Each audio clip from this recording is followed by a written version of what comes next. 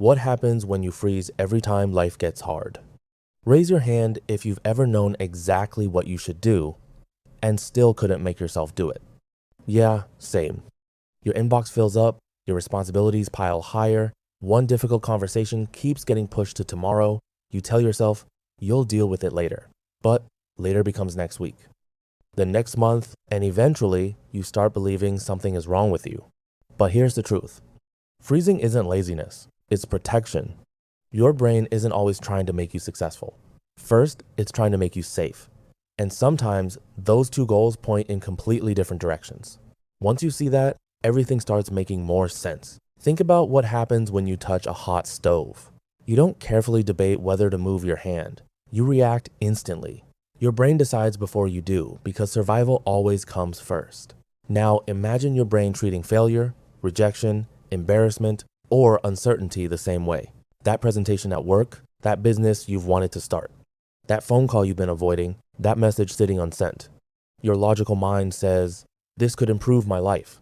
Your survival system quietly asks, but what if it hurts? And if the brain predicts enough emotional pain, it can hit the brakes before you even realize it. That's why you can spend hours planning instead of acting, researching instead of creating, thinking instead of moving. From the outside, it looks like procrastination. From the inside, it feels like being glued to the floor. Here's where most people get trapped. They think confidence comes first, then action. But confidence is usually the reward for action, not the requirement. Waiting to feel ready is like waiting to become fit before going to the gym. The order is backwards. Your brain learns from evidence. Every time you survive something uncomfortable, it quietly updates its prediction. I thought this would destroy us. It didn't. The next attempt becomes slightly easier, not because you're suddenly fearless, because your brain has new data. Psychologists sometimes describe this as prediction. Your brain constantly guesses what will happen next based on past experiences. If your past is full of criticism, failure, or painful memories, your predictions become more cautious. The world hasn't necessarily become more dangerous. Your internal map simply says it is. Imagine carrying around an outdated GPS. The road ahead is open, but the GPS keeps insisting the bridge is closed. You trust the map, so you never drive forward. Most people try to fix this by arguing with themselves. I shouldn't feel scared. I just need more motivation. I need to stop overthinking. But the brain rarely changes because of arguments. It changes because of experience. That's why tiny actions matter so much. Not because they solve the whole problem, because they update the map. Suppose cleaning your room feels overwhelming. Don't promise yourself you'll clean everything. Put away one shirt. That's it. Suppose writing a book feels impossible. Write one sentence. Suppose exercising feels exhausting. Do 5 push-ups. Or walk for 2 minutes. The action seems almost laughably small, but your brain notices something important. We moved. We weren't trapped. We survived. Each small action becomes evidence against the old prediction. This is why momentum is so powerful. Motion creates more motion. Standing still creates more standing still.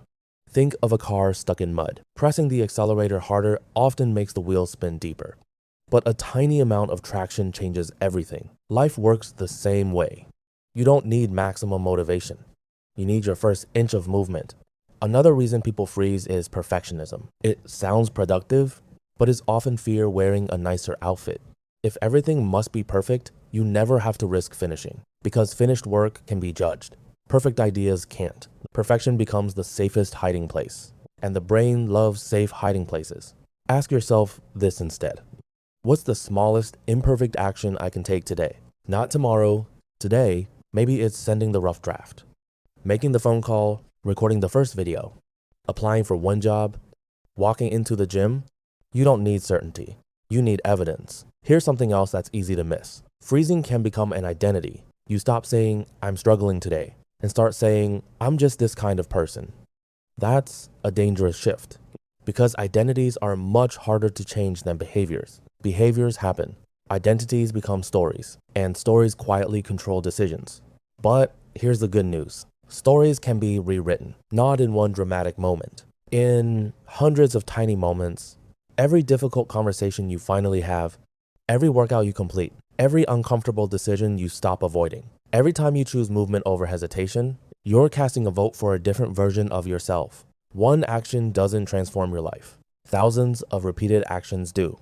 And none of them require you to feel fearless first. Remember this, courage isn't the absence of fear. It's movement while fear is still sitting beside you. Your brain may still whisper that staying still is safer. Let it whisper.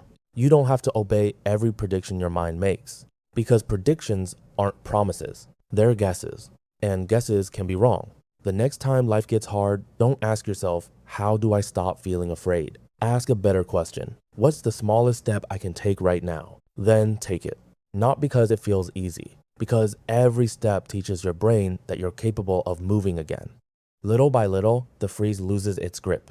Not through motivation, not through willpower alone, through evidence, and one day, you'll look back and realize something surprising. The moments that once stopped you now barely slow you down. Because you didn't wait for a different life. You became a different person, one small decision at a time. That's the move.